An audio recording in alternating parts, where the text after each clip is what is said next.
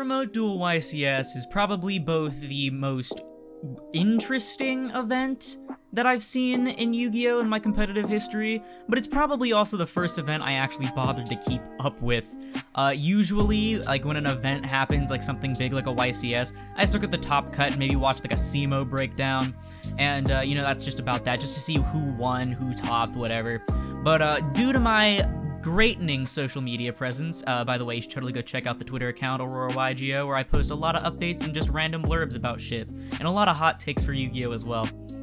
Regardless, due to my widening social media presence, I was able to actually get more insider input and output on the event overall. I'm friends with some of the people that, or at least I like to say I'm friends. But I'm friends with some of the people that entered the event. I personally didn't enter myself because I wasn't confident enough with dinosaurs at the time, because I had just gotten the scrap cards and also with the misc kit.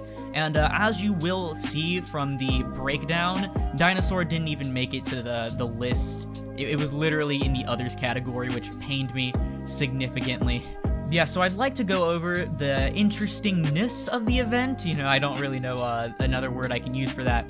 And hopefully the camera quality doesn't look that bad. I might look really pale. I'm going to try to mess with the white balance, but I'm trying to use my actual camera instead of my webcam because it looks better in general. But the frame rate might also be a little bit off. I think it captures in 24 FPS, so that's kind of bad. But anyways, let's go ahead and get into the breakdown of the main event. So as you can see, round one actually had almost 1,800 players, and that's a lot for a remote duel event.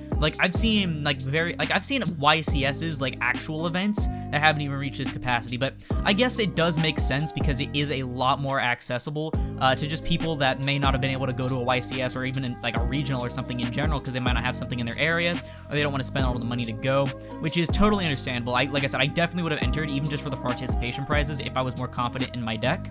But 1,800 players is kind of nutty, and as you can see, it's kind of a weird looking pie chart here, because right now we are in a format where there is kind of a set meta of top decks, but it's still a very diverse meta. There's still so many decks that can actually play and do really good, and so there was a bunch of different entrances into the event. As you can see, we have 216 Tri-Brigade players, which is kind of expected, I guess, because everyone knows Tri-Brigade is probably one of, if not the best deck for the format. I would like to argue that Drytron is better, but then again, I have no idea. I'd like to say they kind of tie for the top spot. I'll end up making a tier list video after this, of course. I plan on doing it after the YCS anyway. But after that, we have Sky Striker as the second most represented deck, which is kind of weird to me.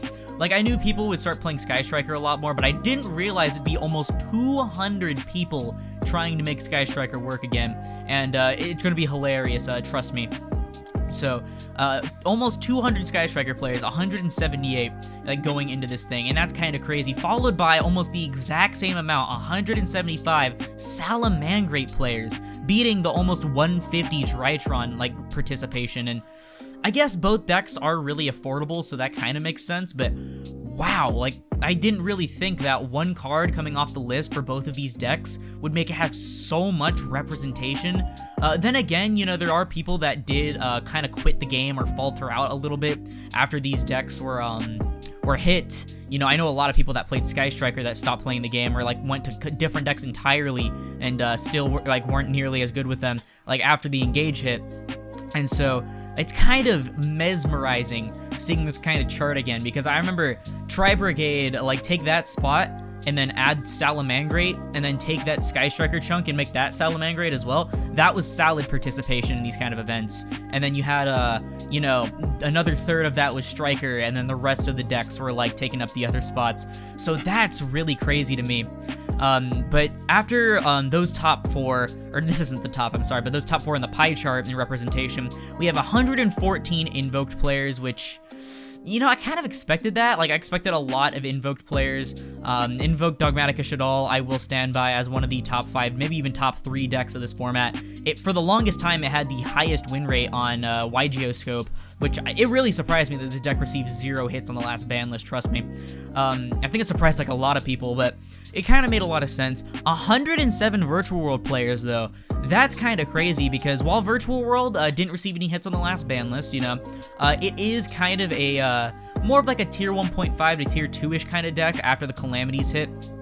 So it was really interesting to see this much participation, because it's almost as much as Drytron, you know, but it does kind of make sense in the fact that, again, Virtual World really didn't get like any touches on the last ban list, which is totally fine. It makes sense. I didn't feel like the deck needed it, but also it's a very affordable deck. I think Lulu capped out at like $8 in the last format. Like, I think that was the minimum price, and it peaked at like 15. Like I said, in this last format, is what I'm saying. Like, I know before that it reached prices like 30 to 35, but that's still not that bad considering it was basically the most expensive archetypal card of the set. But the deck can do a lot of things with like Shen, and like, I think the biggest thing is that the deck, while what it does isn't inherently like really good, like they usually sit on like Crystal Wing, either Dragoon or Shen, and then like a Chuchi. But also, they like to play Floodgates, and by Floodgates, I mean things like There Can Be Only One, Zombie World. I've seen a lot of Virtual World decks playing Zombie World, which is good for them, and also, it's super good against these current meta decks. Like, literally, you got Tri-Brigade, dies to it. Salamangreat might die, I don't think so, but still, Drytron kinda dies to it. You know, things like that. Changing things to zombies is very cool, and you can just do it on the opponent's turn as well with things like Necroworld Banshee. And I feel like I'm ranting a bit too much, but definitely it was cool to see a lot of Virtual World representation. And then only 85 Prank Kid players, which I genuinely expected more. And that was kind of like very interesting to me, because, you know, Prank Kids has been hyped up to be one of like the top 3 decks this format, because it got no hits. It's still a 1-card combo deck, even if it is more susceptible to hand traps that way. It can play so many hand traps. A lot of hand traps are really good this format running around. And so only 85, like I expected honestly to see like almost Tri-Brigade levels of representation. Then again, I expected the same for Drytron too, so it was really just weird seeing Sky Striker and Salad dominate this this representation chart, honestly. But then after that, we have 51 Eldritch, kind of makes sense. I mean, Eldritch has kind of fallen out of favor. Then we have 41 Altergeist, which is really interesting, because Altergeist is kind of like a lower tier control deck right now. It's still more rogue than anything, but then again, a lot of people are holding on to the deck. It's very cheap, like very affordable. Like, I'm pretty sure Maluseek is like the most expensive card, and it's like $2. So there's that. I'm still waiting for Pukori, by the way. That card should definitely come out and make the deck a lot better. And then we have 34 Dragon Link players, which makes sense. You know, Dragon Link kind of got like castrated last ban list. And then we have 34 at Ignister players. I really didn't think that many people would try to bring Ad Ignister this event, considering how easy it is to out the board. But, you know, maybe that many people, maybe they didn't expect that many, like, kaijus or something running around. And then we have 615 others, which takes up over a third of the pie chart. And, of course, that counts things like Dinosaur, you know, and other random things. I know Skyhawk, my friend Jacob YGO, and I think someone else all brought Fluffle to the event, which was really cool. I actually have my Fluffles on me right now. I'm gonna take them to my next locals for fun. Like, I literally just have them out of him, like, doing random ass test hands for fun. But that was definitely really cool to see, a lot of representation there. But that's just the representation, and I've already ranted for almost like 10 minutes about that. Let's get into the top 32, shall we? Keep in mind, this is the European remote Duel YCS numbers, because I was unfortunately unable to get a North American pie chart. It's really weird to get like a YCS pie chart unless you get it from Facebook or from a YouTuber. But this is the top 32 breakdown out of almost 1,800 players. Tell me, what happened to Sky Striker? Tell me what happened. I wonder, really. Like, you know, the Tri-Brigade portion, over a third was Tri-Brigade. You know, I really expected this, not gonna lie. Like, Tri-Brigade had the most representation and is, again, one of the best decks of the format, I would like to argue. So, you know, seeing Tri-Brigade all the way up there, it really didn't change much. I think it won the event as well. It doesn't really matter. I don't think there was any actual, like, top cut. It was just the top 32, and then people are going to be invited to the YCS playoffs or whatever. But The interesting thing is that there's no Sky Striker to be found, and so many people hyped up the deck. And like, keep in mind, the EU has the exact same ban list as us. I'm 99.9% sure it is still the TCG, and I don't think they're missing any sets, or at least any like important sets that I don't know. But there is literally no Sky Striker, and yet people hyped it up so much to be this like #1 deck of the format just because he got 1 copy of Engage, and yet here it is, getting no top 32, not even top 16 or anything, like no top 32 cuts, like representation. And that is hilarious, because I even said, I don't know if I said it in videos, I might have said it in my ban list reaction and review, but I've been saying it all over Twitter and everything. Sky Striker wasn't going to do as much as people thought it was going to do, because keep in mind, Sky Striker in its prime didn't have to play against things like Lightning Storm or Harpy's Feather Duster. And a lot of people in general are running a lot more back removal than they did back then, because a lot of people ran like a monster removal, you know, because of things like Orcus, maybe even things to like stop a Salad. But they're like literally half of my side deck when I'm playing Dinosaur is back row. Hey, I play like Reboot, 3 evenly, like the Harpies, the Twin, the Cosmic Cyclone, all of that. And so Sky Striker players, I guess, like kind of just jumped on in thinking 1 Engage was gonna make them like a immediate top competing deck, but in reality, it really doesn't do anything. Like, you still got only 1 multi-roll, 1 Hornet Drones. Like, honestly, multi-roll is probably one of my most hated cards. Like, you know, they can have 3 Widowmaker, 3 Kugari, whatever, but just keep multi-roll at 1. I don't think the deck is going to do as much as people expected. But when you look at the Tri-Brigade breakdown, it's really cool because, you know, 6 pure Tri-Brigade, you know, as to be expected, but there's still 6 Zodiac builds, which is kind of crazy, considering that Dryden's gone. And, I mean, I guess it can still do stuff with Zodiac. Zodiac is kind of like the bait, I guess, so you can get the Tri-Brigade stuff off. And it does kind of send your things so you can trigger them like Kit. But you also had 1 Ancient Warriors build, which I'll try to get on screen if I can find it. I want to get like some screen caps of some of the top decks. I might flash those in the background as I speak about the top cut. But 1 Ancient Warriors build is just so funny to me, because Ancient Warriors are just kind of there as like one of those other decks when you're doing like a top tier list thing. So that was really interesting to see. But then, you know, we had 7 Drytron, of course, to be expected, the second most represented thing in top 32. I expected Tri-Brigade and Drytron to share the top spots. You had 4 Virtual World players, which good for them. They took up an 1/8 of top 32, which is pretty good. I still like to say that Virtual World is a top 5 contender right now because of the last ban list. And then you had the 1 Prank Kids player. I genuinely expected more, actually, from them. But, you know, I guess setting up only Regekis and stuff isn't that great. But then again, they do play stuff like There Can Be Only One. That's another thing that they have in common with Virtual World. But then 2 Salad players. I am impressed that Striker got no representation in top 32, but 2 Salad players managed to get there. I feel like more people were prepared for Striker than they were for Salad, and Striker's a lot easier to break down than Salad. You know, activate Harpies, activate Lightning Storm, Handshake, GG, Scoop Phase, whatever. But people weren't really expecting, like, Salad as much. But it's still wild to me that it got, like, almost... I got, like, literally 3rd place in the representation. That's so crazy, but good for the 2 Salad players. I'll put up their deck profiles if I can. Again, if I can find them. I'd like to try and find them if I am able to. And then 1 Madolche player managed to top 32. I'm pretty sure that that'll excite Javon here on the channel after his Madolche deck profile.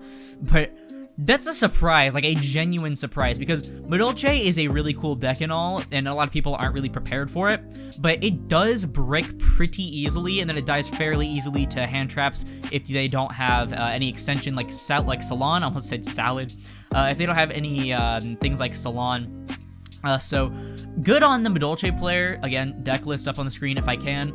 Good on them for being able to get through this, getting in top 32 of a YCS. It's like one of those decks like Paleo Frog, you know, where it just, whatever, it just kind of shows up and kind of takes a random top slot, which is really funny. And then we had 1 Dragon Link player, which is absolutely hilarious, considering that Dragon Link used to take up the same representation that Tri-Brigade did in these top slots, and Tri-Brigade took Drytron's spot. So good on the Dragon Link player for making it work. I don't know if they're playing Dragoonity or still trying to make the rocket build work or anything like that.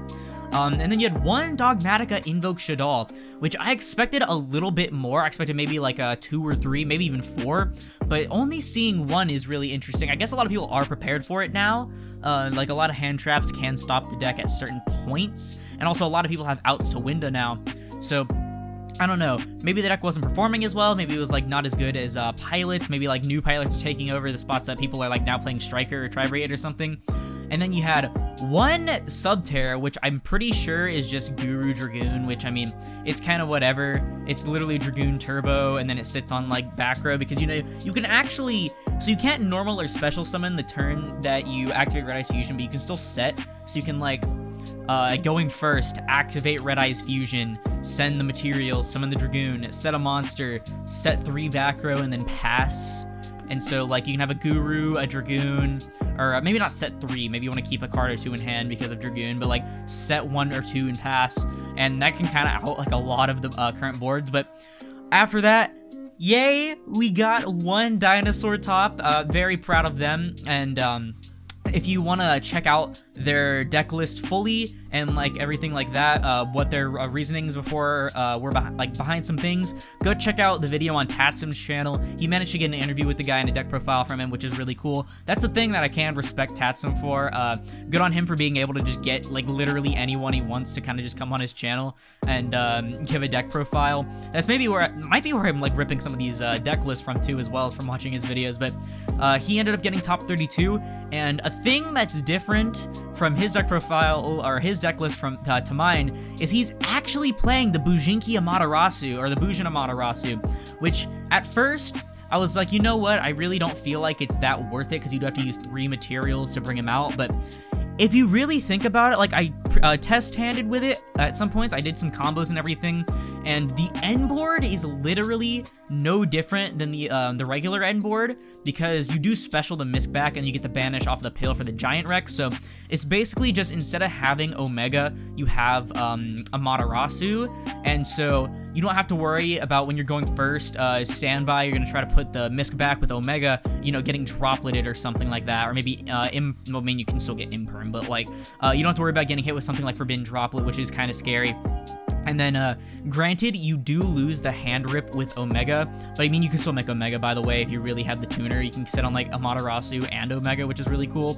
But another thing is that if you detach the Scrap Chimera off the Amaterasu, after using it as material, and then you banish it off the pill, on your opponent's turn during their standby, instead of putting Misk back in grave like you would have with Omega, you can add the Chimera back to hand and get a guaranteed rank 4 the next turn. And then during your turn again, if the Amaterasu survived, you can banish it off the Misk and then special the Misk back again. And so that's really cool because it does require 3 materials, by the way. So I usually use like the Chimera, the Raptor, and then like an Ovi. And so that was really interesting. It's definitely gotten me interested in the Amaterasu. Still better than Keystone, by the way. Fuck Nemesis Keystone. That card's so bad. But good job for him for being able to get top 32. I definitely would not have been able to if I would have entered. So yeah, definitely go check out his deck profile over on Tatsim's channel. Tatsim's a great guy. He seems like a great guy as well. So that was really cool. So what do I think about this event? I think it was great that we had a really big event that wasn't just another extravaganza. I swear we have an extravaganza like every other week. So I feel like they're not as special. It's been so long since a YCS, and I still want to go to an actual YCS myself. That's another reason I didn't join, is because I'm not really a big fan of remote dueling competitively. I just like to do it against my friends on Facebook. So that's a big thing there. I can't wait to go to an actual YCS, but this is definitely a step in the right direction because we are starting to open up for more major events. Like Konami officially said that, yeah, we're going to be able to start opening up around July, and you know, it's July. So that's awesome. I can't wait for bigger events to come out, but it's nice that they were able to do this even with the remote duel constraints. I am very happy with how it turned out. Again, no Striker in the top 32. Yeah, fuck that deck. But it's very cool to actually be able to keep up with an event this time because of being able to be on social media and everything and see the coverage live. And so congratulations to everyone who managed to get top cut in this event, even top 64 out of literally almost like 1,800 players. That's still really commendable. I wouldn't have gotten that far most likely. So Big round of applause for them. I hope everyone who entered the event had fun and didn't have like internet connection issues. I saw at least like 5 people say that their opponents had internet issues, which kind of sucked because that's one of the things I don't like about Remote Duel. But yeah, I hope everyone had fun. I hope everyone had a great time. Maybe if they do another one before an actual YCS comes out, maybe I'll join it. I don't know. Might do it for just shits and giggles, but the top cut didn't surprise me as much as I expected, other than the Sky Striker tops. You know, the Madolche top was kind of out of left field. But yeah, overall, a bit expected. Representation was really cool. I'm glad so many people were able to play because it is more accessible than a regular YCS. And I believe that's all I really have to talk about. It kind of went the way I expected, especially with Tri-Brigade winning. So, but how did you expect the tournament to go? Who did you expect to get top 32? You know, things like that. Keep in mind, this is the EU one. If I can get a pie chart for the North America one, I'll probably end up just posting it on my Twitter. So go, again, follow me on Twitter if you want to keep up with, like, updates on the channel and everything, and just me talking about random shit. That'll be awesome. I'm trying to reach my social media spread out further so I can get more people to come to the channel. But yeah, again, tell me in the comments what you thought of the event. Did you play in the event? How did you do? Did you manage to top 32? I don't know, maybe. Like, but if you didn't top, tell me how you did. I'd love to hear how everyone did. It seems like such a fun event, other than internet connection issues and stuff. But yeah, like that's gonna have to do it for the video. Nothing really much else to say. If you liked it, please sure to hit the like button to help put this video and the channel into the YouTube recommended. And if you really like this content and you want to see more like it, like more breakdowns and everything, I kind of want to do more stuff like this other than just deck profiles and card reviews, or just want to see my other Yu-Gi-Oh content, then perhaps consider subscribing, because we're on our way to 1,000 subscribers by next year, if I can at least. But yeah, once again, thank you all so much for watching, and I'll see you in the next one. This is Aurora, signing off.